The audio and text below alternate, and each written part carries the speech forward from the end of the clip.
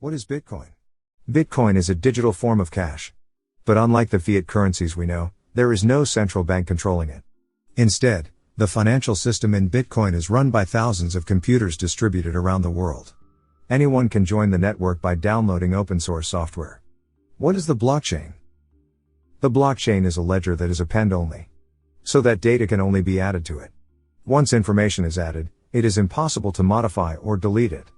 The blockchain enforces this by including a pointer to the previous block in every subsequent block.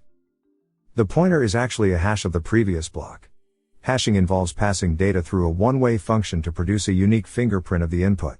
If the input is modified even slightly, the fingerprint will look completely different. Since we chain the blocks along, there is no way for someone to edit an old entry without invalidating the blocks that follow. Such a structure is one of the components making the blockchain secure. Where do bitcoins come from? Bitcoin has a finite supply. However, not all units are yet in circulation. The only way to create new coins is through a process called mining, which is the special mechanism for adding data to the blockchain. How many bitcoins are there? The protocol fixes Bitcoin's max supply at 21 million coins. As of 2021, just under 90% of these have been generated, but it will take over 100 years to produce the remaining ones. What is cryptocurrency mining?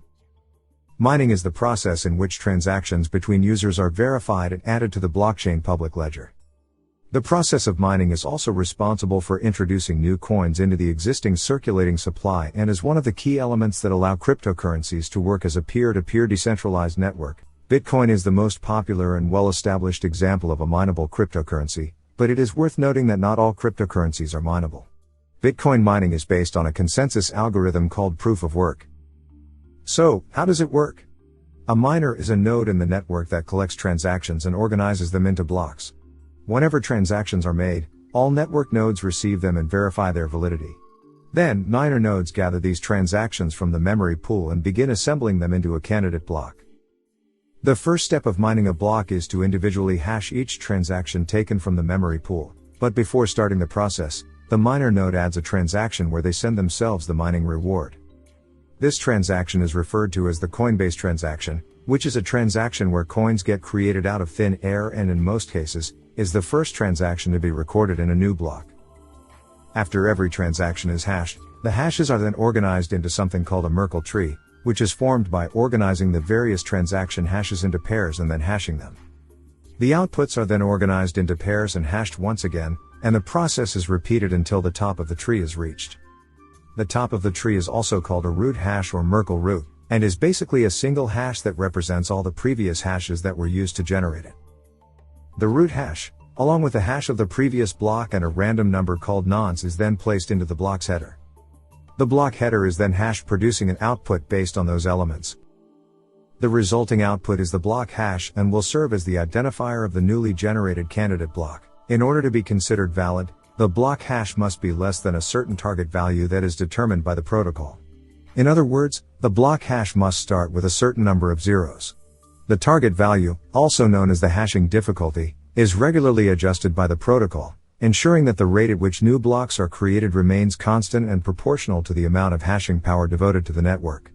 Every time new miners join the network, the hashing difficulty will raise, preventing the average block time from decreasing. In contrast, if miners decide to leave the network, the hashing difficulty will go down, keeping the block time constant even though there is less computational power dedicated to the network. The process of mining requires miners to keep hashing the block header over and over again, by iterating through the nonce until one in the network miner eventually produces a valid block hash. When a valid hash is found, the founder node will broadcast the block to the network. All other nodes will check if the hash is valid and, if so, add the block into their copy of the blockchain and move on to mining the next block.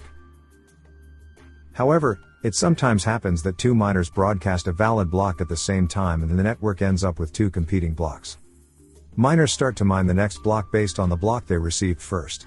The competition between these blocks will continue until the next block is mined based on either one of the competing blocks. The block that gets abandoned is called an orphan block or a stale block. The miners of this block will switch back to mining the chain of the winner block. While the block reward is granted to the first miner who discovers the valid hash, the probability of finding the hash is equal to the portion of the total mining power on the network. Miners with a small percentage of the mining power stand a very small chance of discovering the next block on their own. Mining pools are created to solve this problem.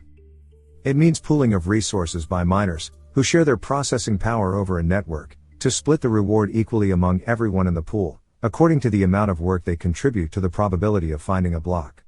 Give this video a thumb up if you find it educational. And don't forget to check other videos on the channel. Stay tuned for more content. Take care.